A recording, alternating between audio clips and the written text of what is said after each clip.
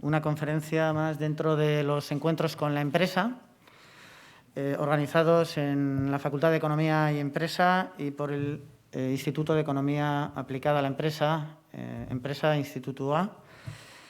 Hoy tenemos con nosotros a Xavier Sagredo, presidente de BBK, con la conferencia BBK, una historia de transformación continua. Bueno, para nosotros es una doble satisfacción poder tener hoy a Xavier, en primer lugar, para disfrutar de su trayectoria profesional, de su conocimiento, de su experiencia, pero también por tratarse de un exalumno de esta casa. Bueno, siempre nos gusta, como decía antes, poder tener a los principales directivos o directivas de nuestro entorno, pero además, si están formados aquí, pues mucho más. Os recuerdo un poco el formato de la conferencia. Será una presentación de alrededor de 45 minutos y posteriormente abriremos un turno de preguntas, ¿vale? Antes de darle la palabra a Xavier, bueno, primero darle las gracias por su predisposición, por estar aquí, bueno, desde el primer momento que nos pusimos en contacto con él, su predisposición fue magnífica. Bueno, voy a resumir un poco su trayectoria profesional. Xavier Sagredo Ormaza es de Trapagarán, aunque nació en Portugalete.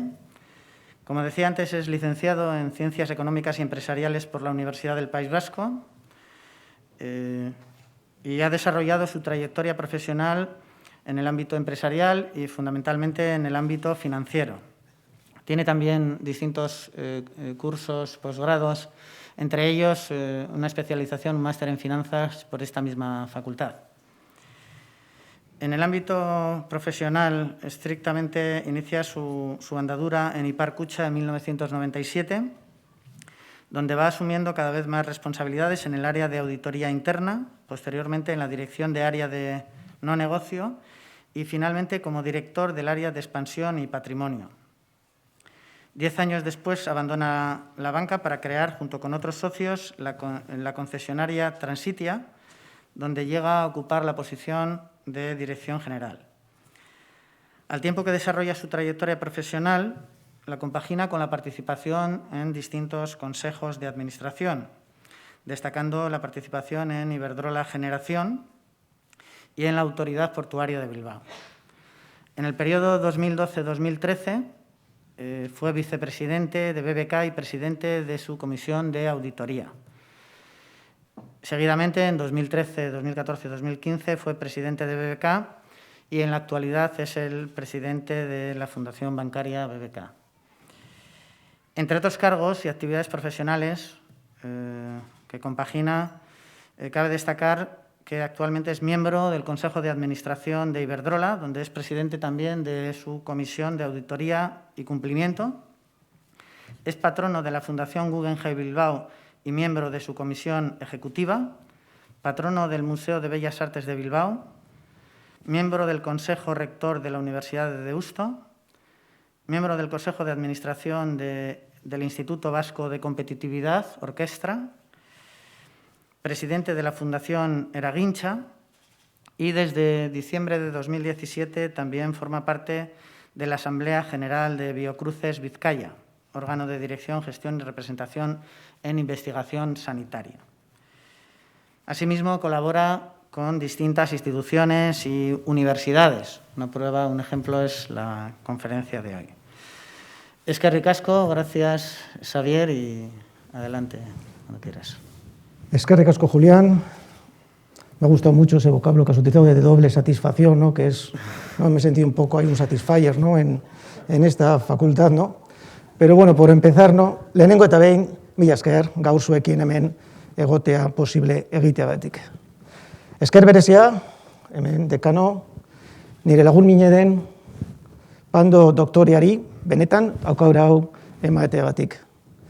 También, como no podía ser de otra manera, la Facultad de Economía y Empresa y a su decano, ¿no? Por ser los responsables de que todos podamos estar aquí. Como decía, para mí es todo un honor compartir este rato con vosotras y con vosotros. Volver al lugar donde pasé mis años como universitario. En los primeros minutos me gustaría acercaros a la realidad de BBK, grupo que presido y cuya evolución responde sin duda a una historia, como dice el título, de transformación continua. En primer lugar, me parece importante pararnos a analizar brevemente de dónde venimos.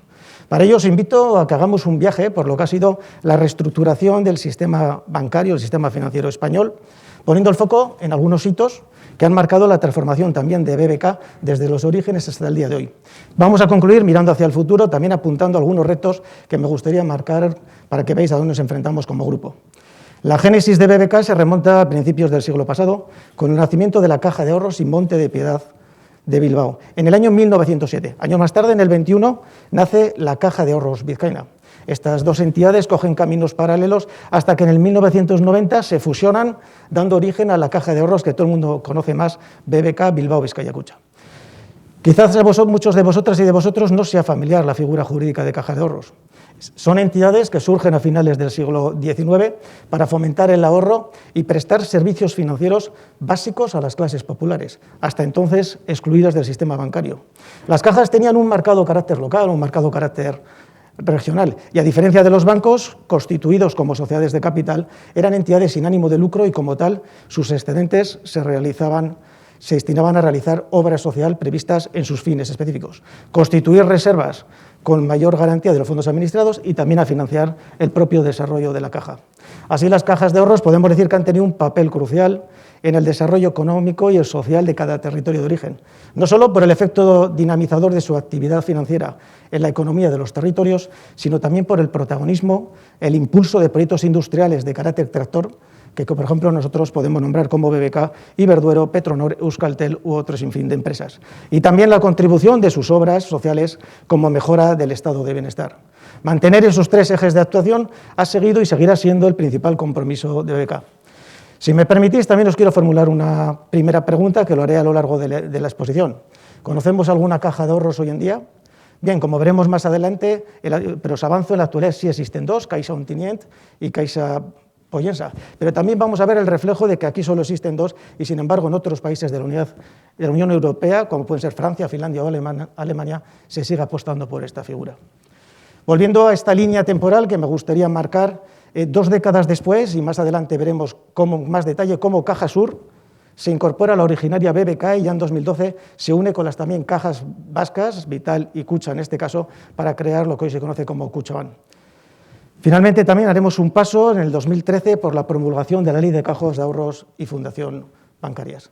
Así pues, podemos seguir diciendo que BBK es un fiel reflejo de una transformación continua. Por lo tanto, ¿qué es BBK tras 111 años de historia? Pues es un grupo comprometido desde sus inicios con el desarrollo económico y bienestar, 111 años de historia articulados en 3 ejes de actuación principal que en los próximos minutos, aunque ya lo he avanzado, vamos a ir desgranando y conociendo con una mayor profundidad. Antes, sí me gustaría detenerme en analizar con mayor detalle la historia más reciente y para ello nos vamos a remontar prácticamente 15 años atrás. Vamos a ir al 2007, donde el FMI, el Fondo Monetario Internacional, calificó como el colapso económico y financiero más grave desde la Gran Depresión de la década del 30. El inicio de esta crisis se fija en la caída del gigante estadounidense, recordaréis, Lehman Brothers, al que siguen otras entidades financieras y grandes empresas, que tuvieron que ser rescatadas y fundamentalmente en países desarrollados. Este colapso eleva la incertidumbre sobre la calidad de los activos del sector financiero, pero a nivel global, genera una enorme desconfianza en los mercados y reaccionan cerrando el grifo de la liquidez y encareciendo el coste de financiación ante este incremento del riesgo percibido. Esta crisis financiera global no se deja notar en España hasta bien entrado el año 2009, potenciada por factores internos, entre los que destaca, como también recordaréis, una crisis del mercado inmobiliario que pone fin a décadas de crecimiento descontrolado del sector y que en gran medida estuvo alentado por una barra libre de financiación impulsada por gran parte de las entidades financieras del país. Autocrítica creo que es bueno también hacer. Los balances de las entidades financieras crecieron al mismo ritmo que lo hacía el mercado inmobiliario, pero con el estallido de la crisis se pone también de manifiesto falta de diligencia profesional de algunas entidades que priman el crecimiento de los volúmenes de negocio sobre criterios de gestión de riesgo, variable clave sobre la que siempre pivota cualquier negocio bancario. Lamentablemente, determinadas causas sonadas de malas praxis de los administradores de algunas cajas de ahorros hacen que se focalice el problema en esta figura jurídica y que en 2009 canalizaban más del 50% de ahorro en España. Los impactos principales de esta crisis generan para las entidades financieras españolas, entre otros casos, incrementos significativos de la morosidad o deterioro progresivo de los balances que se llenan de activos inmobiliarios, lo que también recordaréis como activos tóxicos. Todo lo anterior provoca un profundo deterioro en la solvencia, en este caso, de las entidades, consecuencias de importantes saneamientos a los que tiene que hacer frente el sector y que en algún caso ponen en riesgo la viabilidad de varias entidades.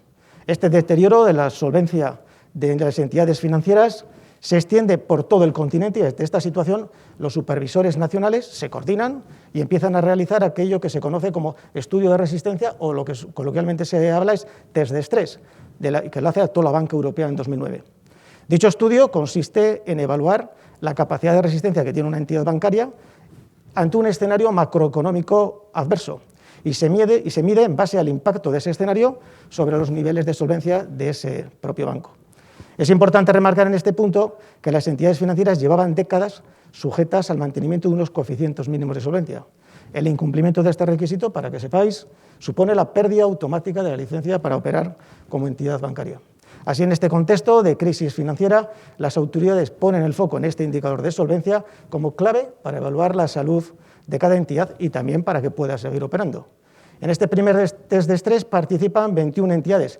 Un año después se repite el estudio, se amplía a 91 entidades, las que ya forman parte por primera vez cajas de ahorros. Los resultados de los test de España los conocéis, evidenciaron importantes agujeros de capital en varias entidades, principalmente, es claro, en cajas de ahorro. Esto, unido a la limitación intrínseca para generar recursos propios por métodos distintos a la capitalización de resultados que tiene una caja, fueron argumentos que tanto el Estado español como el propio Banco de España esgrimieron para impulsar la consolidación del sector bancario. Eran frecuentes los mensajes que instaban a las entidades a ganar tamaño, y aquí esto lo voy a repetir varias veces, como única solución viable para poder acceder a los mercados y reforzar sus niveles de capital. Este discurso, vamos a ir viendo, se ha ido repitiendo en los últimos años como solución única para distintos problemas en los que nos hemos ido enfrentando el sector. Primero liquidez, después solvencia y ahora, si leéis los periódicos, pues también para rentabilidad. Así, una de las primeras medidas adoptadas por el Estado en el 2009 fue la creación del FROP, Fondo de Reestructuración Ordenada Bancaria, como vehículo que tenía que gestionar la reestructuración de este sistema bancario. Su papel principal en este proceso era reforzar los recursos propios de las entidades con problemas que accedían a participar en operaciones de concentración. En su presentación ante los mercados, el propio FROP utilizó como reclamo para captar inversores las posibles nuevas reformas legales que abrirían la vía a la nacionalización parcial y temporal de las entidades de ahorro. Este impulso de las entidades hacia la consolidación motivó, por ejemplo, que nosotros, BBK, participáramos en julio de 2010 en el proceso de subasta de la Caja de Ahorros cordobesa, Cajasur, promovida por el FROP, como he dicho anteriormente, que fue intervenida meses antes por el propio Banco de España. El precio de la transacción, por ser transparente, se fijó en €1, llevaba aparejado un esquema de protección de activos, un EPA, que lo que viene a ser es una garantía que otorga el FROP para cubrir potenciales pérdidas en la cartera de créditos de la entidad adquirida, en este caso de hasta 392 millones de euros en un máximo de 5 años. El FROP motivó la decisión de adjudicárselo a la BBK porque consideró que, aparte de que éramos la entidad más solvente de España, la oferta que hizo BBK, en este caso medida como recursos solicitados al FROP para cubrir esas futuras pérdidas que antes he mencionado, pues fue la más competitiva. Siguiendo con la línea de actuación ya anunciada, el Estado promulga un Real Decreto en 2010, el de órganos de gobierno y otros aspectos del régimen jurídico de las cajas de ahorros. Esta norma recogía el diseño de un nuevo marco organizativo de la caja a través de una entidad bancaria de las cuales serían accionistas o la transformación de esta en una fundación de carácter especial, tratando de traspasar ese negocio pues, a otra entidad de crédito. Además de la anterior, esta norma termina de completar el régimen aplicable a otra cosa que también en aquel entonces estaba de moda, los SIP, Sistemas Institucionales de Protección, o coloquialmente conocidas como las fusiones frías, figura que elegimos en las 8 operaciones de integración que se dieron las cajas entre 2010 y 2012. que tenía como ventaja, se sorteaba dificultades que representaban operaciones de fusión tradicionales, de entre estas tener. ¿Por qué? Porque te permite conservar, por una parte, la marca de origen y también tener un grado de independencia elevado. En definitiva, esta norma supone, de facto, el fin de las cajas de ahorros tal y como las habíamos conocido hasta entonces. Vamos a ver a continuación, con un vídeo, cuál ha sido la evolución de las cajas de ahorros en España. La crisis financiera, que en España se tradujo de forma destacada a partir de 2008, dio lugar a una profunda y continua reestructuración del sector financiero y, en concreto, del sector bancario. Numerosas entidades abordaron situaciones críticas que dieron lugar en algún caso a su desaparición y a una reordenación del sector en su conjunto. Reestructuración impulsada desde diferentes agentes que en ese momento animaba a ganar tamaño, solvencia o liquidez en otros casos, como única y misma medicina para solventar el problema en cuestión. Hoy volvemos a escuchar voces que animan a seguir el camino de esa única medida de absorción y fusión, ahora para la captación de rentabilidad en un momento en el que el negocio de la banca es crítico. Así, partiendo de una situación en la que contábamos con 62 bancos y cajas de ahorros a comienzos de siglo, nos encontramos con que solamente 2 cajas de ahorro, Caixa Ontinyent y Caixa Pollensa, y otros 10 grandes bancos sobreviven tras la última fusión de Caixa y Bankia. Los mayores cambios surgieron en el año 2010, momento en el que existían 45 cajas de ahorros y se inició un proceso de concentración y reestructuración del sector. Si se tienen en cuenta las agrupaciones de cajas, sin perder su personalidad jurídica, las 45 cajas pasaron a formar 15 grupos de entidades en un solo año. En los años posteriores se producen diversas fusiones y absorciones, que hace que el número de cajas siga disminuyendo, como se puede ver en el gráfico. Otros países europeos, por el contrario, muestran ratios de concentración inferiores y siguen confiando, por ejemplo, en la figura de cajas de ahorro. En Francia aún existen 17, 26 en Finlandia, 390 en Alemania y más de 50 en Suecia o Noruega. En el sistema bancario de los Estados Unidos existen 8 bancos designados como bancos globales de importancia sistémica, G-SIB. Además, existen otra serie de bancos regionales y bancos de tamaño mediano, unos 90 en su conjunto. Junto a este aumento histórico de la escala bancaria, se ha producido un aumento espectacular de la concentración bancaria. Estados Unidos ha experimentado el cambio ascendente más dramático, con la participación de los 3 principales bancos aumentando de alrededor del 10% al 40% entre 1990 y 2007. En Europa, los 3 principales bancos son aún más dominantes, especialmente después de la crisis financiera. En términos porcentuales, los 3 primeros bancos de España tienen el 73% del mercado, Suiza el 71%, Alemania el 70%, Francia el 57% y Reino Unido el 50%. Y la gran pregunta es, ¿será esta la foto definitiva de nuestro sistema financiero? Por lo tanto, hemos visto en el vídeo cómo en España pasamos de 62 entidades en 2010 a 10 grandes grupos bancarios y 2 cajas de ahorros. La creación del SIB fue, por consiguiente, volviendo a leer ya mi libro, la fórmula que elegimos las 3 cajas vascas, BBK, Kutxa y Vital, para la integración. Se articula a través de una entidad central, Kutxabank, a la que se cede el negocio bancario, recibiendo a cambio el equivalente al valor de negocio aportado al banco en acciones de dicha entidad, que fue constituida como banco, como antes he dicho, el 1 de enero de 2012. En estas operaciones, las cajas vascas ceden a Kutxabank tanto el negocio puramente financiero como también la cartera de participaciones industriales. De esta forma, pasan a ejercer su actividad financiera de forma indirecta a través de este banco del que eran accionistas, manteniendo como actividad principal de la caja la realización de la obra social. Consecuencia de lo anterior, las cajas mantuvieron en sus balances como únicos activos la participación en el banco y los activos afectos a la obra social, que en ese momento eran su única fuente de ingresos, como pasó a ser ya el dividendo anual repartido por el banco. Otra pregunta que dejo ahí, ¿se podría haber reestructurado esta operación de otra forma? ¿Qué hubiera pasado si las participaciones industriales, o al menos algunas de ellas, hubieran quedado en las cajas de origen? Así las cosas, el proceso de reestructuración llevado a cabo por el sector bancario en estos años no tuvo el efecto esperado en los mercados, que mantuvieron la desconfianza en el sector y además la extendieron al propio riesgo país, lo que derivó en, también recordaréis, una crisis de deuda soberana. Estas circunstancias provocaron que el Gobierno de España solicitara formalmente a la Unión Europea un rescate o asistencia financiera, como lo denominaban los políticos de aquel entonces de hasta 100.000 millones de euros para sanear el sistema financiero. Antes fueron Grecia, Irlanda y Portugal quienes habían abierto esta vía. El Eurogrupo accede a conceder una línea de crédito por tramos sujeta al cumplimiento de una serie de condiciones y cuyo cumplimiento sería supervisado por la famosa Troika, el FMI, el BCE y la Comisión Europea. Este acuerdo entre España y sus socios europeos, incluidas las condiciones impuestas, se refrendó con la firma del Memorando de Entendimiento en julio del 12. Como parte de estas condiciones pactadas en este acuerdo, en diciembre de 2013 se promulga la Ley de Cajas de Ahorros y Fundaciones Bancarias. Esta ley insta a las cajas de ahorros a que cumplieran determinados parámetros a transformarse antes del 31 del 12 del 14 en fundaciones bancarias o fundaciones ordinarias.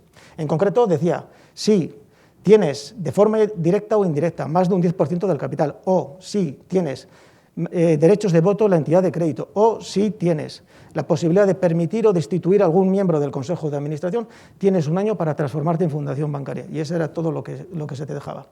Además, también con esta ley se trataba de desincentivar el mantenimiento del control de las cajas de ahorros sobre estos bancos que habían creado. Y se requería para ello motivos desincentivadores, como era la creación de un fondo de reserva. Como alternativa a la dotación de este fondo, la norma requería la presentación de un plan de desinversión en la entidad de crédito para que participaras por debajo del umbral de control. La aplicación de esta norma supuso de facto la conversión de todas las cajas de ahorros que allí existían en 14 fundaciones bancarias, quedándose 6 como fundaciones ordinarias y, como hemos apuntado, salvándose 2, Caixa Ontinyent y Caixa Pollensa, como cajas de ahorros debido al reducido tamaño que tenían. Siguiendo con este análisis de contexto, en febrero del 2016, el tipo de interés de referencia, voy a hablar del Euribor a 12 meses, entra en valores negativos, pero eso se hace hasta el día de hoy, donde los tipos son negativos, motivado en gran parte por la política expansiva que el BCE lleva desde entonces también activando. Estos niveles de interés derivan en un estrechamiento de los márgenes que, unido a la caída de los volúmenes de crédito, impacta de lleno en las rentabilidades de las entidades bancarias, cayendo por debajo incluso del coste de capital de las mismas. Esto, a su vez, tiene un impacto directo sobre las valoraciones del sector, especialmente las entidades que cotizan, que ven cómo su valoración cae muy por debajo de su valor en libros. Además, grandes operadores, líderes en sectores como los tecnológicos o la automoción, comienzan también a ofrecer servicios financieros digitales a sus clientes como vía de diversificación de sus negocios, convirtiéndose también en otra amenaza real para el negocio de la banca. Todo ello favorecido por unas entidades supervisoras que permite, con todos los respetos, que otras entidades operen sin el corsé regulatorio al que sí estamos sujetados las entidades tradicionales. Y en este contexto tan complejo para el sector, golpeado asimismo por unos índices de litigiosidad y un deterioro de la reputación nunca vista en la banca, nos enfrentamos también a la pandemia del COVID-19, que no ha hecho más que acrecentar estas debilidades y acelerar los procesos de transformación del sector, todavía no recuperados de la crisis de 2008. Caídas drásticas de la actividad crediticia, nuevas caídas de tipos de interés, etc. Todo esto anterior supuso un nuevo golpe de rentabilidad a las entidades financieras ya de por sí maltrechas. En este contexto, al igual que en 2009, las autoridades supervisoras vuelven a apuntar como única solución viable para elevar los niveles de rentabilidad del sector la concentración del sector, instando a entidades para encarar nuevas operaciones corporativas. En este contexto, en los últimos meses hemos oído hablar mucho de los acuerdos en fusiones, se me ocurre Bankia, CaixaBank, Liberbank, Unicaja, o de las negociaciones finalmente rotas entre Banco Sabadell y el propio BBVA. En definitiva, diferentes problemas, mismas soluciones. Me gustaría lanzar este auditorio alguna cuestión más para vuestra reflexión. ¿Cuál es el límite a la concentración del sector financiero en España? ¿Pensamos que es un problema de tamaño el origen del problema de negocio de la banca? ¿O es más bien un problema de modelo de negocio? Una vez conocido cuál ha sido el proceso de reordenación del sistema bancario español en los últimos años, me gustaría volver al año 2014 y explicaros por qué tomamos nosotros la decisión que tomamos y, sobre todo, por qué elegimos ese camino. Teníamos una ilusión y era devolver a la fundación bancaria ese triángulo de actividad que hacían las cajas de ahorros, que os recuerdo: banca, política de inversión y también obra social. Bueno, como hemos visto en 2014, nos veíamos obligados a decidir o mantener el control del banco y, por lo tanto, presentar un plan financiero reforzado y con ello un fondo de reserva, o presentar un plan de desinversión hasta perder el control del banco, es decir, una manera difícil o una manera más sencilla y más rápida. Bien, nosotros optamos por mantener la calma, analizar bien la situación y decantarnos por mantener el control de Kutxabank y hacer frente a los requerimientos que la ley nos impondría. Así afrontamos el reto que para BBK suponía dotar un fondo de casi 300 millones de euros en un plazo máximo de 5 años. Todo ello en un momento en que, sepáis, los resultados del banco apenas superaban los 15 millones de euros al año. Pero esto no fue una decisión sentimental, que también puede ser, sino que se tomó desde una perspectiva empírica, evaluando qué opción era la más favorable para el banco, cuál era la más favorable para los accionistas y cuál era la más favorable para todos los stakeholders, empleados, proveedores, clientes, sociedad en general, que se mueven alrededor del grupo. ¿Y por qué pensamos que esta era la decisión más adecuada? Pues como se puede ver en esta tabla proyectada, los efectos de la crisis habían golpeado enormemente los principales ratios financieros del banco, y su posición competitiva con respecto al resto de entidades comparables se había resentido, pasando de ocupar las últimas posiciones del ranking, en su caso como por ejemplo el ratio de rentabilidad o de eficiencia. Aunque seguro que para vosotros son familiares, trato de resumir un poquito cuál es el significado. El ROE es el ratio de rentabilidad por excelencia, mide el porcentaje que representa el beneficio anual de una entidad en relación con sus fondos propios. La tasa de morosidad o mora refleja la calidad de crédito de una entidad financiera, y mide qué tanto por ciento representan los créditos de dudosos sobre el total de créditos. Y el ratio de eficiencia mide la productividad de la entidad financiera, relaciona ingresos obtenidos con gastos necesarios para conseguir dichos ingresos durante un periodo de dicho periodo. Y por último, el ratio de solvencia, que es el más importante, mide la capacidad de una entidad financiera para absorber posibles pérdidas derivadas de los riesgos a los que está expuesto su negocio. Este ratio se calcula como el cociente entre recursos propios y los activos que se denominan APRs, activos ponderados por riesgos, pero que no voy a entrar. Por lo tanto, en este contexto de 2014, el banco no contaba con la mejor carta de presentación y necesitaba estabilidad institucional para poder recuperar sus constantes vitales y su posicionamiento competitivo, y en ende su valoración. Asimismo, las previsiones que manejábamos internamente sobre la evolución del entorno macro y, en concreto, de las variables claves del negocio bancario, ejemplo, evolución de crédito, tipos de interés, tampoco eran favorables para una valoración de alguien que se dedica a la banca. Cualquier operación de desinversión en estas condiciones hubiera supuesto, por lo tanto, como hoy ya lo hemos visto, porque antes pensábamos, hoy lo hemos visto, una pérdida patrimonial significativa para sus accionistas y una menor capacidad, por lo tanto, para realizar la obra social, afectando directamente a la estabilidad de una de las principales empresas de servicios de Euskadi, que a día de hoy, por ejemplo, Kutxabank, contribuyen más de un 1,3% al PIB, al 0,8% del empleo y aporta a las arcas públicas más de 290 millones de euros. Es más, la evolución de estas valoraciones no ha hecho más que empeorar, y al cierre de 2020 el sector cotiza una media de 0,4 valor libros, con algunas entidades cotizando a múltiplos de 0,15. Esta merma tan relevante valor de las entidades hubiera situado a Kutxabank posiblemente también en una situación opable. Y llegamos al día de hoy.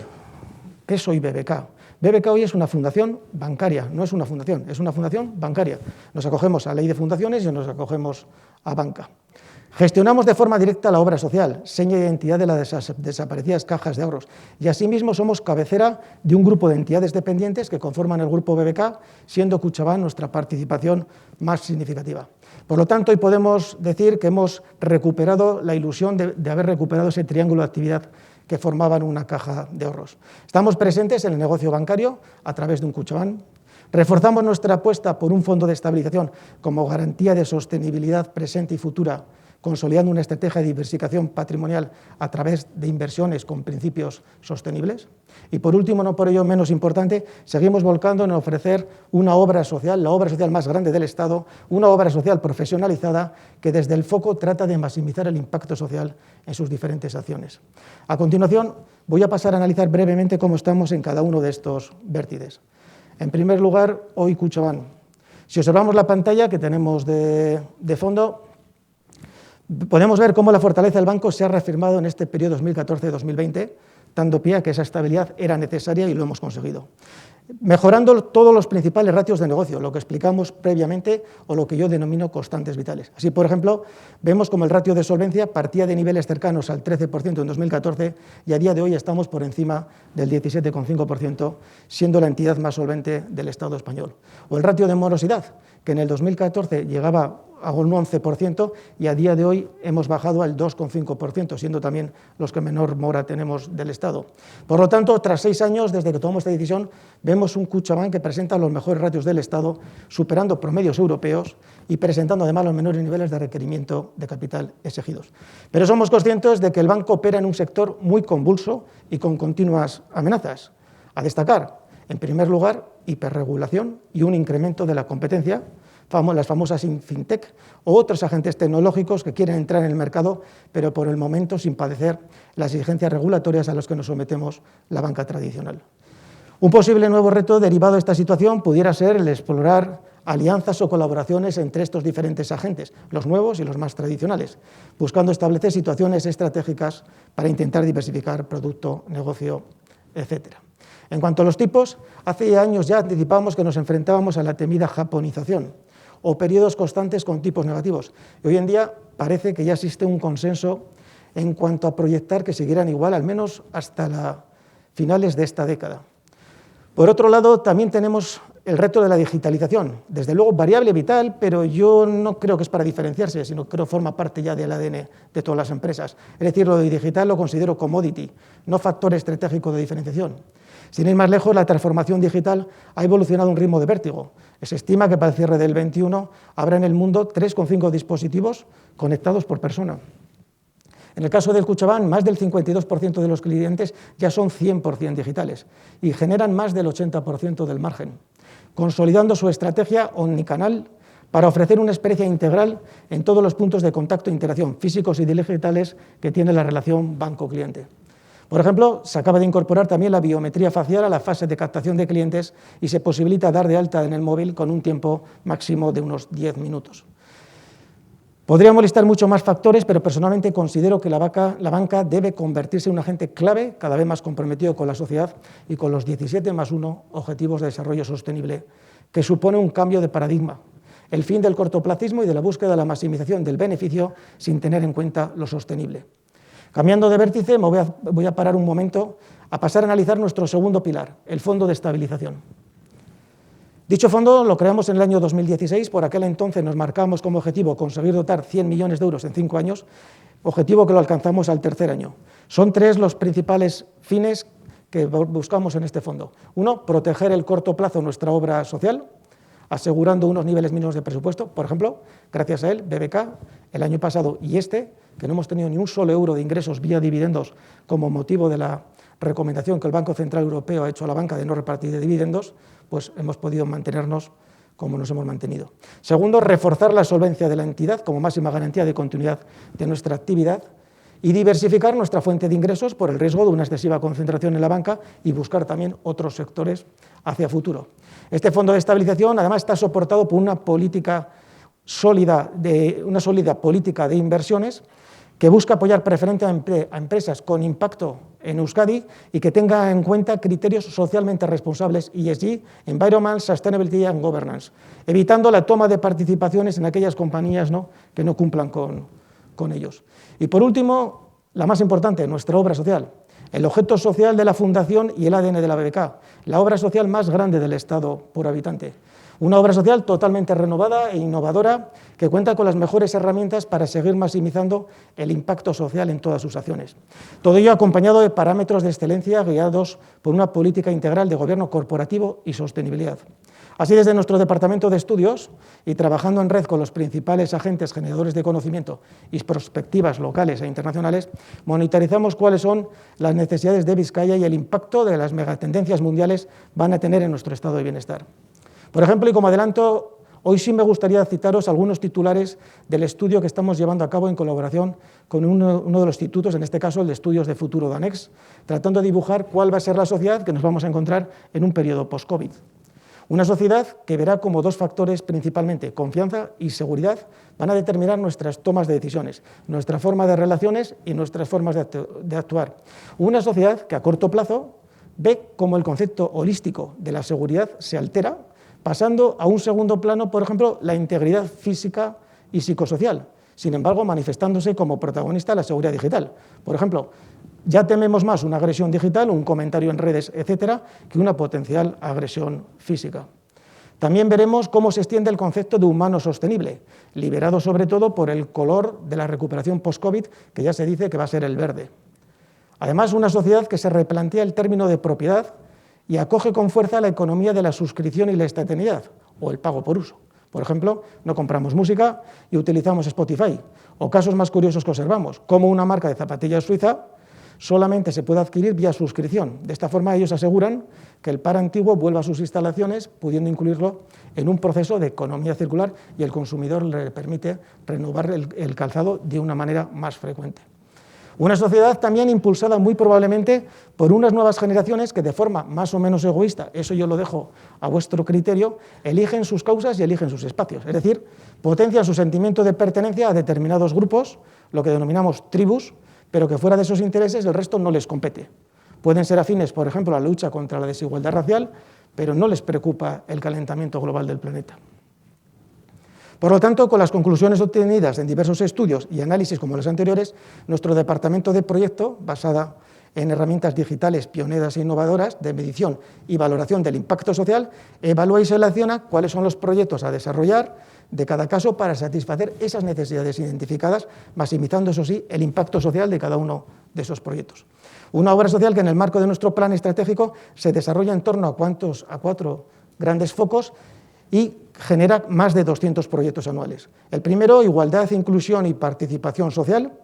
El segundo, cultura, con el objeto claro de facilitar el acceso a la ciudadanía y reforzar su valor social. El tercero, empleo, talento y emprendimiento, impulsando el emprendimiento social y la inversión de impacto. Y por último, la sostenibilidad y el medio ambiente, a través de la sensibilización hacia el cambio climático y un modelo de sociedad más sostenible que contemple el impulso del sector primario también. Y además, en este año 2021 ponemos especial interés y énfasis en lanzar un nuevo reto de obra social, tratando de articular toda nuestra actividad bajo criterios de competitividad sostenible. Un modelo que en BBK vamos a defender, lo defendemos y que desde nuestra humilde posición vamos a tratar de impulsar. Si os parece, voy a reflejar con un animatic un resumen de a qué nos referimos con esto de la competitividad sostenible. BBK, impulsando la competitividad sostenible. Este mundo globalizado nos lanza retos y desafíos nunca vistos y necesita ahora más que nunca de empresas y organizaciones conscientes de su responsabilidad y comprometidas en su aportación a la sociedad y al estado de bienestar. Necesitamos sumarnos a la competitividad sostenible. ¿Qué es la competitividad sostenible? Es una manera de ser y hacer empresa que incorpora la perspectiva social, ambiental y de gobernanza en todo lo que hace, decide y ofrece. Un modelo basado en los valores y la ética, poniendo a las personas y a la vida en el centro, apostando por la innovación, la calidad y la excelencia como vías para ser y hacer diferente. Un enfoque equilibrado que busca la rentabilidad económica, ASG, respetuosa con las personas, su entorno y el medio ambiente, tanto hacia adentro como hacia afuera. Son empresas y organizaciones que apuestan por invertir en un territorio y generar riqueza a su alrededor. Construyen su sede, abren oficinas o establecimientos y generan ingresos en su entorno. Estas empresas dinamizan la economía local con su presencia y su actividad. Su gasto genera PIB, hay recaudación fiscal, se mueven los impuestos. Y si ellas crecen, crecen los contratos, crece el consumo y se genera una mayor riqueza ayudando al desarrollo del territorio. Son empresas que promueven empleo de calidad, con salarios dignos que se convierten en consumo de los hogares, brindando buenas condiciones laborales que contribuyen al bienestar y calidad de vida de las personas, protegiendo el empleo, invirtiendo en la capacitación y el desarrollo del talento como clave de competitividad. Son empresas que generan una mayor cohesión social, promoviendo la igualdad de oportunidades internamente a través de sus políticas corporativas y externamente mediante sus proyectos de responsabilidad social corporativa, integrando a sus proveedores y colaboradores en la cadena de valor sostenible, extendiendo así los principios ASG y los valores de este modelo de competitividad. Son empresas respetuosas con el medio ambiente, incorporando la perspectiva medioambiental en todos sus procesos y tratando de minimizar su impacto negativo en el entorno, trabajando por reducir, reutilizar y recuperar los recursos, con eficiencia y reciclaje, que trata de reducir al máximo sus emisiones de CO2, invirtiendo en instalaciones más sostenibles y menos contaminantes y optimizando sus modelos logísticos, comprometida con la preservación de la biodiversidad y el cuidado del medio natural, difundiendo estos valores interna y externamente. Una empresa que paga sus impuestos en su hacienda, apostando por una fiscalidad ética. Todos estos ingresos para la administración pública se convierten en políticas públicas que benefician a toda la sociedad. Nuestra sanidad, nuestras carreteras, nuestro transporte, nuestros parques y jardines, nuestros colegios y universidades se mantienen gracias a los impuestos recaudados. Así, frente a un modelo de competitividad basado en costes que ofrece productos a menor precio, pero lleva a una precarización de nuestra economía, degrada el entorno y afecta negativamente a nuestra manera de vivir, el modelo de competitividad sostenible genera una espiral de impactos positivos en nuestra economía y en nuestra sociedad, mejorando nuestra calidad de vida y nuestro estado de bienestar. Nuestras decisiones como personas consumidoras, como inversoras, como empresas u organizaciones, tienen un claro impacto en el mundo que construimos día a día, con cada paso, cada gesto y cada decisión. ¿Y tú? ¿En qué mundo quieres vivir? BBK, por una competitividad sostenible.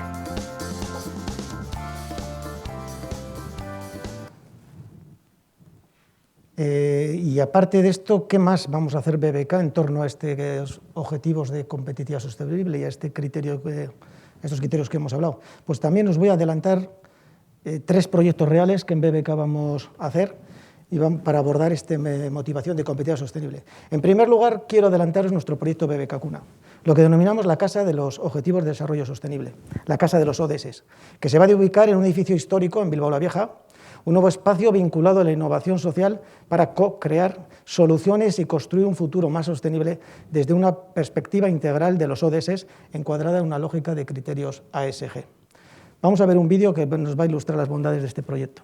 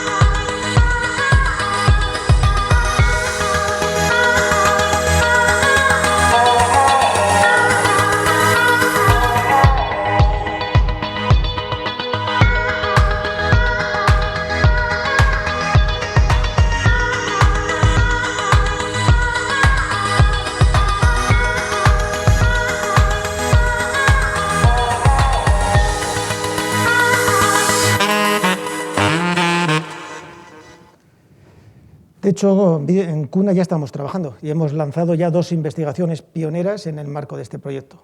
Una primera investigación en la que estamos además súper encantados de colaborar con un equipo de esta propia facultad, en la que estamos persiguiendo poner a disposición del inversor y del consumidor instrumentos, un sello o certificado ASG que incremente la transparencia sobre la actuación de las diferentes empresas, grandes o pequeñas, en base a criterios de competitividad sostenible y posibiliten una toma de decisiones informada y coherente para el cliente. Por otro lado, también hemos iniciado una segunda investigación, también en Sala Cuna, cuyo objetivo va a ser crear un modelo que ayude a cuantificar la hipótesis de qué ocurriría si en un país en vías de desarrollo las empresas aplicasen el modelo de competitividad sostenible, qué impactos positivos se generarían en sus variables macroeconómicas, incremento en PIB, incremento en salarios medios, incremento en tasa de empleo estable, recaudación fiscal, etcétera, y por el contrario, la no aplicación de este modelo si pudiera contribuir, por ejemplo, en un país desarrollado, a la low-costización de ese país y a la precarización de ese país, algo que nos puede ocurrir aquí. Además, es un segundo proyecto, como antes se ha adelantado, también podemos ver un compromiso con otros 4 ODS, en este caso los que tienen que ver en la lucha contra el cambio climático y que tienen que ver con el compromiso por la Agenda 2030. Y también estamos presentando un proyecto que lo quiero adelantar, que se denomina BBK Clima, que también lo vemos con otro vídeo.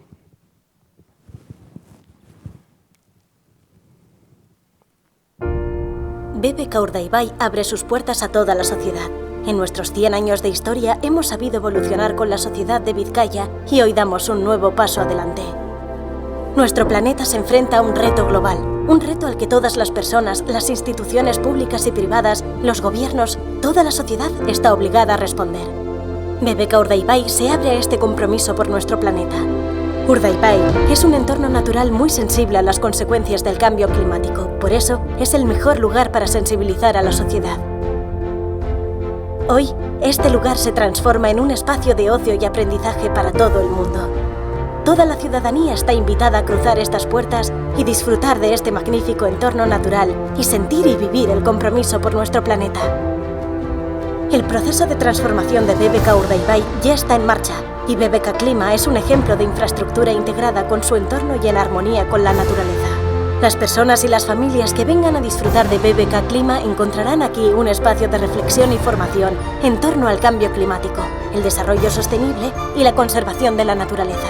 En BBK Clima conocemos el impacto de nuestras acciones en el delicado equilibrio de nuestro planeta. Aprenderemos a consumir menos y de manera más sostenible. Disfrutaremos de cerca de las aves migratorias de Urdaibai. Descubriremos la importancia de la biodiversidad y las especies autóctonas y de los insectos de la agricultura sostenible. Tomaremos conciencia del poder de cambiar el mundo con las pequeñas decisiones que tomamos cada día. BBK Clima es un espacio para disfrutar activamente del aire libre en familia y en contacto con la naturaleza.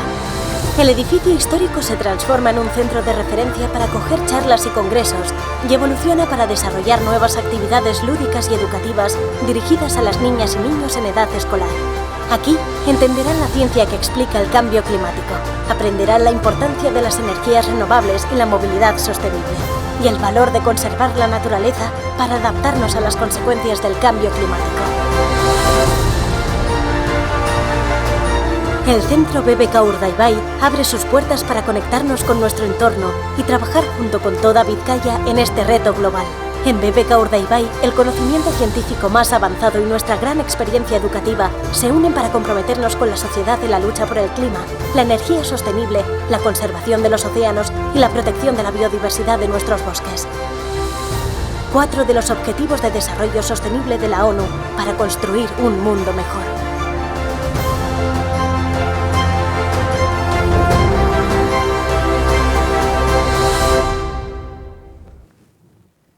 Para ir terminando, os quería presentar el último proyecto, el proyecto EUP, una nueva plataforma diseñada para mejorar la competitividad y afrontar los retos inmediatos de nuestro comercio local.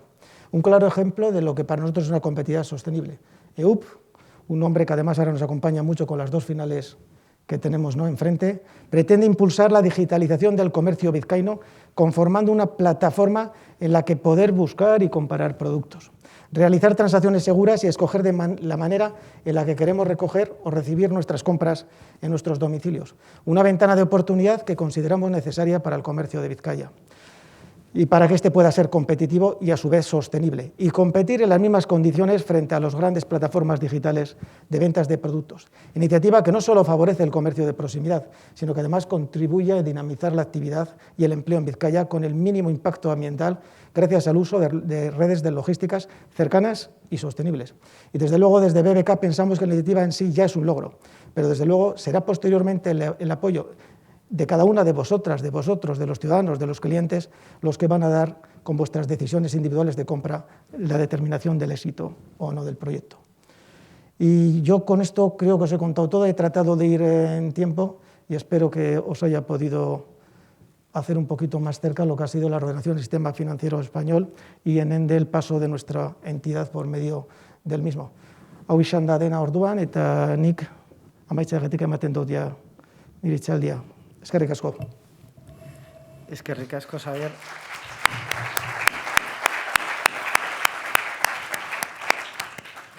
No sé si quieres que me siente ahí o... Como tú quieras. Si quieres que me siento un poco aquí el cura, así. ¿no? Pues siéntate, perfecto.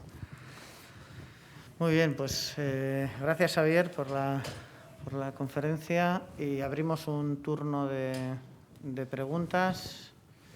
Si podéis levantar la mano, las y los que queráis hacer alguna pregunta. Si no, yo tengo un par de ellas apuntadas.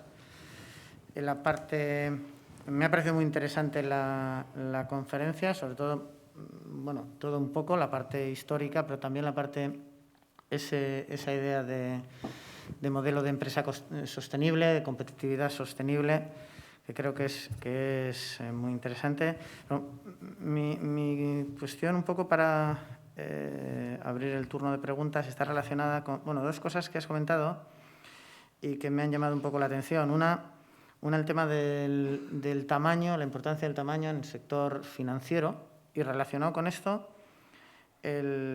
has puesto datos en el que se veía que la concentración en el Estado español de entidades financieras era mayor que en la mayor parte de nuestro entorno. Entonces, no sé, se me escapa un poco por qué es así, por qué en España hay una mayor concentración actual y si eso, en el futuro crees que puede tener relación con el modelo de negocio. Es decir, no sé si va a haber unos pocos bancos grandes que hagan banca y luego otras entidades más pequeñas que puedan tener modelos de negocio distintos. No sé, son dos preguntas en una, pero... Bueno, son dos. ¿Se me escucha? Le he dado, creo, Julián, bien. Tienes el de solapa está... Sí, con este tono. Bueno, pues yo creo que lo has preguntado y lo has contestado casi, ¿no, Julián? Yo creo que el tamaño, desde luego, que importa, ¿no? A mí, desde luego, yo preferiría presidir un grupo 10 veces más grande que el mío. Creo que en economías de escala es claro que es más favorable y desde luego que en presupuestos de inversión en algo tan importante como es hoy para una empresa la digitalización, ¿no? Y el esfuerzo en I+D+I, pues tener unos presupuestos elevados son más, y cuando eres más pequeño pues tienes esas limitaciones también, ¿no? En una contención del gasto que ya te gustaría. Dicho esto, yo no digo eso, yo he dejado aquí caer en la reflexión para saber cuál era la concentración de la banca en cada uno de los países y he dicho que cada uno haga su análisis. Creo que en el Estado español, como he ido contando, ha habido una reordenación del sistema bancario, promovido también por aquella crisis, sobre todo inmobiliaria, ¿no? Que afecta gravemente la solvencia de los bancos y a partir de ahí se empieza a mover el parque. Creo que en otros sitios no se ha movido, no ha habido esa reordenación tan acentuada que ha habido en el Estado español y de ahí, ¿no? Que no se haya producido. Dicho esto, y concluyendo con ello, porque respeto las adopciones que cada uno ha tomado, lo que sí digo es que, en mi opinión, el problema que tenemos en la banca desde hace unos tiempos es un problema de negocio. Primero, porque hemos visto los mercados cómo están. Tenemos un mercado con tipos negativos y yo cuando entré en la banca, nada más salir aquí de esta facultad, pues te enseñaban un sentido de banca muy claro con unos tipos muy superiores y hablábamos del doble dígito, mientras que hoy jugar con tipos de interés negativo pues es difícil hacer banca, ¿no? Hay que saber sufrir, estamos pagando, ¿no? por ciertas cosas que nunca lo hubiéramos pensado que lo hubiéramos hecho. Dicho esto, si unido a la existencia de muchos players en el terreno de juego, pues tecnológicos, fintech, como he dicho antes, gente del sector de la automoción que también ofrece sus productos financieros, ¿no? Todo el mundo se mete en estos, pues la competencia te aumenta. Y por lo tanto, la pregunta es, la digitalización para mí no es una opción, es una obligación y tienes que darle un servicio al cliente completamente de la máxima calidad para poder ser competitivo, pero es el modelo de negocio tiene algo que ver con la concentración. O dicho de otra manera, si yo mañana me fusiono con no sé quién, está claro que a corto plazo, entiendo que la fusión la he hecho con algún sentido, habrá alguna sinergia de alguna tipología que se suele traducir en achatarramiento, ¿no? En achatarramiento de la entidad definitoria, ¿no? Y a partir de ahí, pues una rentabilidad elevada, o por lo menos se trata de conseguirla, ¿no? En un corto plazo, pero creo que al día siguiente de abrir la persiana no me ha desaparecido el problema que tengo del modelo de negocio de banca. Por lo tanto, yo creo que fusiones sí, ¿por qué no? Pero cuando te dan algo más, cuando me dan algo diferente. Y creo que vamos a ver asociaciones entre diferentes y creo que puede estar por ahí más el éxito de lo que vamos a ir a ver. Las fintech se han metido con mucha fuerza en este mundo, pero creo que al final la banca está demostrando, ¿no? Que tiene su terreno de juego y hay muchas, no sé si tiene alguna conexión, ¿no? Pero hay muchas fintech que están acabando, ¿no? Siendo vendidas a la propia banca y nos están dando a la banca, ¿no? Un uso muy diverso del tema, pero digo que los players yo creo que vamos a estar condenados a entendernos con nosotros y creo que al final las fusiones per se, las fusiones con uno igual tienen sentido cuando te dan algo diferente, pero creo que también se van a dar entre diferentes, ¿no? ¿Alguna cuestión, comentario? Tenías preguntas? dos, has dicho, ya están los dos. Os podéis atrever, pero entiendo que viernes a esta hora...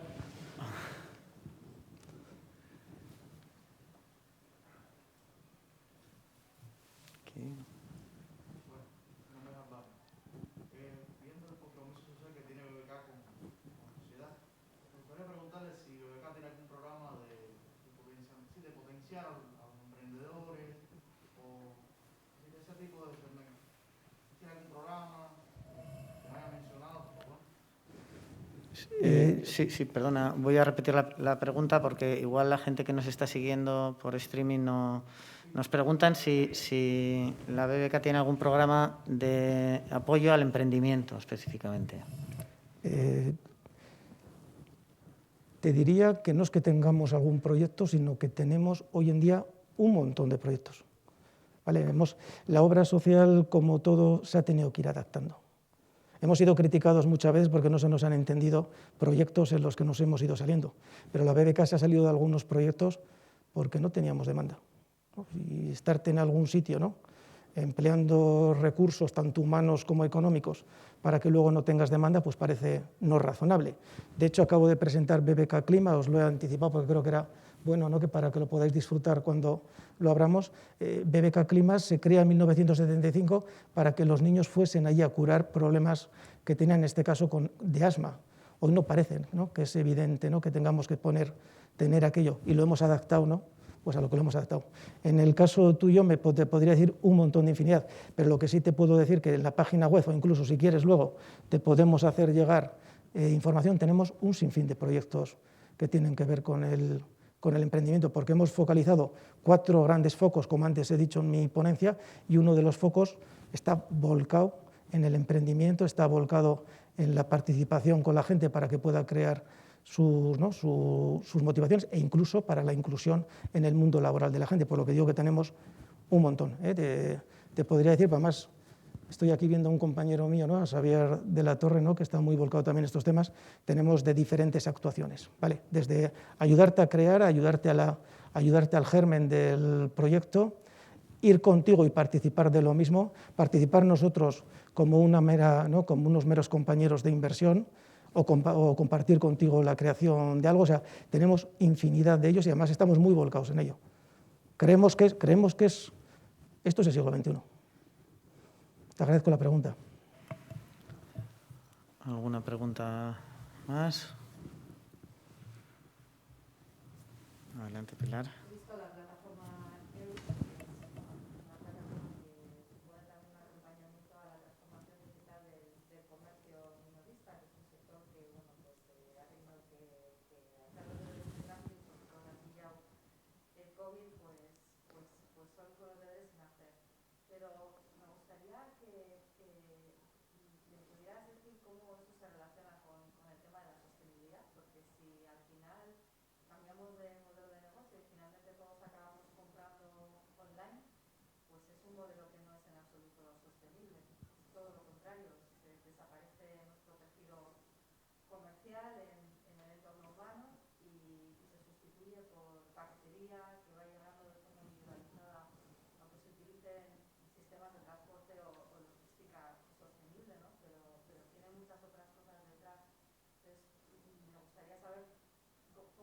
puede cuadrar un poco el desarrollo de su modelo con la sostenibilidad.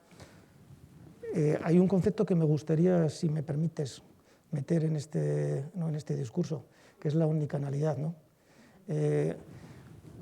Primero, el concepto de competitividad sostenible une dos palabras, competitividad y sostenibilidad. Vamos a ir a la primera. Nosotros queremos basar un concepto de competitividad basado en I+D+I, basado en talento, basado en desarrollo. Y ahí tenemos que ser competitivos. Y competitivo también es poder ofrecerle a un cliente el servicio que quiera. Nosotros hay un tema que a mí me suele llamar mucho la atención y que yo creo que tenemos que hacer autocrítica a la banca, ¿no? Que también está en el proceso de digitalización. Cuando hay un cliente, ¿no?, que no es capaz de, por edad, por conocimientos o por lo que fuera, de afrontar un servicio financiero desde el punto de vista 100% digital. Creo que tenemos que ayudar, ¿no?, a acompañar un poco este proceso también de alguna de las maneras. Pero lo estoy diciendo esto porque creo en la omnicanalidad e incluso en que tú puedas iniciar un servicio de una determinada manera, tal vez por online, y luego lo acabes acabando en mi propia oficina bancaria, ¿no? O sea, entonces, nosotros nos tenemos que dirigir al 100% de los clientes. Yo creo que un comercio también no puede elegir qué tipología de clientes. Y hay clientes, que lo hemos visto además mucho ahora, ¿no?, en el área COVID, que la gente quiere que le des el servicio desde tu domicilio. Y creo que quitarte un brazo o brazo y medio no sería muy inteligente en el ámbito de la competitividad. Por lo tanto, primero un servicio de competitividad. Y luego le unimos a la sostenibilidad. Yo la sostenibilidad la veo en criterios ambientales, en criterios sociales y en criterios de gobernanza. No creo que el otro esté reñido con el no ser sostenible, ¿vale? Es un comercio, si le privamos a un comercio, ¿no?, de que pueda vender por canales online, creo que le estamos privando de llegar a un montón de gente, y hoy sería difícil. Y por eso te quiero decir que la sostenibilidad con la competitividad no puede ir difuminado, sino tiene que ir junto. Y por concluir, te entiendo por dónde vas, pero insisto, mi criterio no es que eso no sea sostenible. Creo que no es sostenible aquellos comercios o aquellas entidades financieras o aquellas empresas que nos neguemos al dar el paso hacia la modernidad y a ofrecerle al cliente lo que realmente quiere. Eso sí, en unas condiciones de sostenibilidad, insisto. Dicho de otra manera, creo que el que manda el paquete a casa tendrá que tener unas condiciones sociales adecuadas para que ese servicio de paquetería, porque no va a ser sostenible, ¿no? O sea, digo, Muy bien. ¿Alguna cuestión más? ¿Más preguntas? Venga, es sostenible, Yo me había quedado con la curiosidad de saber por qué aquí hay pocas cajas y en otros países, has comentado Francia, Alemania, cifras muy altas de cajas de ahorro. ¿Es una cuestión de la crisis? ¿Se ha criminalizado ese formato? ¿Tiene ese formato ventajas con la banca? Yo es que nunca voy a hablar mal de una caja de ahorros. Creo que una caja de ahorros, como he dicho anteriormente, no hacía solamente negocio bancario, hacía más cosas, ¿no? Y como otras cosas, y otra cosa tan importante como devolverle a la sociedad, ¿no?, vía obra social, dividendos, ¿no?, pues me parece que es algo que ha habido cajas de ahorros que han dado a sus territorios pues un crecimiento económico muy... Y creo que aquellas que han perdido esas cajas de ahorros, porque en nuestro caso por lo menos hemos recuperado con la Fundación Bancaria aquellos, ¿no?, de alguna manera aquellos temas, pues lo van a sufrir. En otros, aquí lo he contado, ¿no?, pues ha habido un problema de crisis económica y crisis financiera, yo diría que más financiera que económica. En las cajas de ahorro suceden episodios pues graves, ¿no? Y bueno, pues al no haber sido muy buenos, pues se tuvo que hacer algunos pasos que en otros países no se han tenido que hacer. Simplemente, ¿no? Lo he dicho anteriormente, ha habido una reordenación aquí y en otros países o no se ha dado o todavía no se ha dado. Pero desde luego que digo que yo lo que sí te anticipo, Julián, es que yo soy un defensor de cualquier persona jurídica. Creo que las personas jurídicas no tienen la culpa. Tal vez las tendremos las personas físicas que gestionamos esas personas, pero la persona jurídica como tal no me parece que...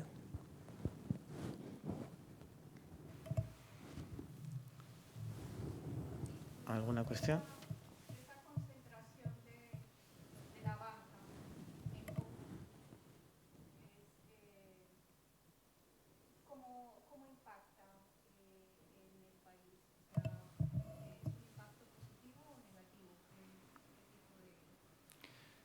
Sí, bueno, vuelvo a comentar la pregunta. Nos preguntan cuál es el impacto que la concentración bancaria puede tener en el país, ¿no? Yo tal vez, ahí sí me vais a permitir jugar un poco a la gallega, ¿no? Y por mi posición de responsabilidad, ¿no? Esa casi sería una pregunta que habría que hacérsela al regulador, ¿no? En este caso a la CNMC, ¿no? Para verla. Desde luego que la concentración, cuando no llega a un punto muy elevado, ¿no? Pues no es buena, ¿no? Porque se pierde competencia, y la competencia creo que ni es transparente, ni es buena para el cliente, ni es buena para nadie. Yo entiendo que no se ha llegado, ¿no? Porque si se hubiese llegado a esos límites, entiendo que tenemos reguladores formales en este país que no lo hubieran dicho.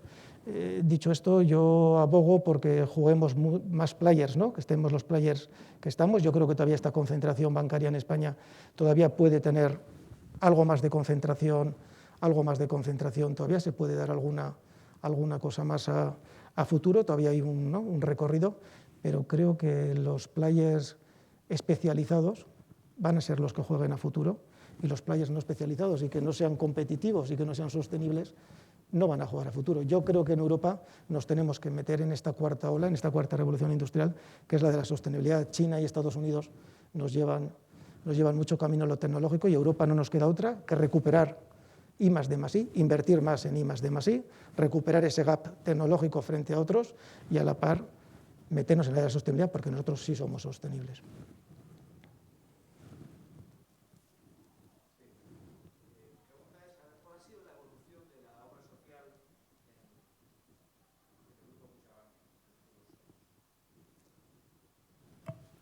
Pregunto por la evolución de la obra social en el grupo Kutxabank. Bueno, yo, si me permites, también del grupo BBK. Digo, ¿no? El grupo es el grupo BBK, Kutxabank forma parte, ¿no? Nosotros somos los que consolidamos el grupo. Después simplemente es una corrección de ninguna tipología, es una corrección simplemente por matizarla. La obra social es la obra social más grande por habitante de todo el Estado. Solamente por encima nuestro hay una obra social, pero claro, es un tamaño mucho mayor y que hace obra social en todo el Estado. Nosotros, haciendo obra social en Vizcaya, ¿no? Somos la obra social más grande por el Estado. Desde 2013 nuestra obra social ha ido creciendo todos los años, e incluso el año 2020 y el año 2021, estando con dividendos cero, porque el Banco Central Europeo ha hecho una recomendación de no reparto de dividendos a toda la banca, y en este caso también a nosotros, gracias a ese fondo de estabilización que antes hemos explicado, pues hemos hecho la obra social más grande por habitante del Estado. Por lo que yo creo que, si te contesto, es una obra social la más grande por habitante del Estado, sana, tecnológicamente potente, renovada, que cada vez va a haber más marca, como habéis visto ahí, en proyectos, y una obra social que estás con salud para ahora y para el futuro. Y es más, esperemos que a partir del 30 de septiembre la recomendación del Banco Central Europeo sea la de dejar de apretar el acelerador y, por lo tanto, vuelvan los dividendos, y eso va a permitir que, si en 2 años con dividendo cero hemos hecho esta obra social, pues cuando levanten el pie del acelerador, pues queda muy claro que la obra social es la que es. Lo que también es bueno es que busquemos obras sociales con un presupuesto que tenga ese enjuague y no sean de dientes de sierra, ¿no? De hoy 5 y mañana 30, sino que estamos en torno a los 40 millones de euros como obra social, y pues creemos que es un ratio muy bueno para las posibilidades y el tamaño que tiene nuestro grupo. Muy bien, Xavier, gracias. ¿Alguna cuestión más? Adelante, John.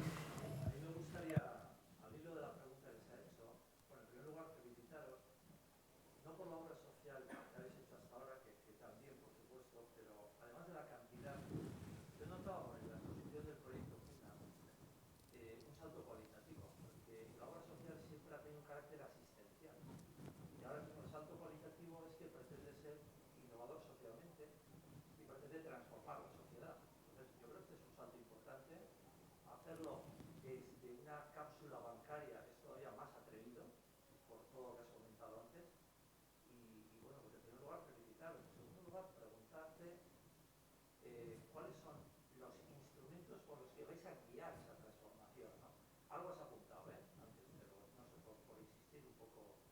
sí me parece un salto cualitativo reseñable. Ya es una obra social transformadora, no asistencial. No, lo has resumido muy bien, John. Es así. Bueno, primero la obra social había que ir desapalancándola, ¿no? Había que ir saliendo, como he dicho anteriormente, de esa obra social cuyos proyectos estaban, de alguna manera, yo nunca voy a decir, ¿no?, y que no servía, ¿no?, así, porque creo que todos servían y además yo soy muy respetuoso con lo que se ha hecho antes, durante y después. Pero sí que atendiendo un poco a nuestro paradigma tecnológico y a nuestro paradigma empírico, ¿no?,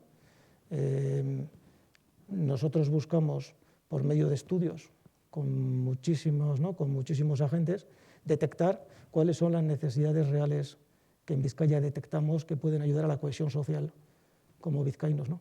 Y en ellos, bueno, pues creemos que el ámbito asistencial está muy bien cubierto por la administración pública, por lo que estarnos pegando, ¿no?, o compitiendo con la administración pública, pues no tenía mucho sentido, ¿no? Tenemos algunos servicios en los que no se nos apuntan, ¿no? Entonces, bueno, pues como digo, buscando la eficiencia de recursos humanos y recursos económicos, pues hemos ido enfrentando una modelación de la obra social en búsqueda de proyectos, primero, útiles, segundo, que satisfagan esas necesidades que detectan nuestros departamentos de estudios, y luego basándolas en herramientas pioneras y creo que para enseñarlas que tenemos nosotros internas, buscar que ese proyecto no solamente le detectemos con una viabilidad económica financiera, sino sobre todo con una viabilidad de impacto social, para que el proyecto en el que vayamos le metamos la mayor profusión en el impacto para determinar que la necesidad que le estamos yendo, este proyecto va a ser discriminado, es decir, va a ser aceptado o no en función de esos ámbitos.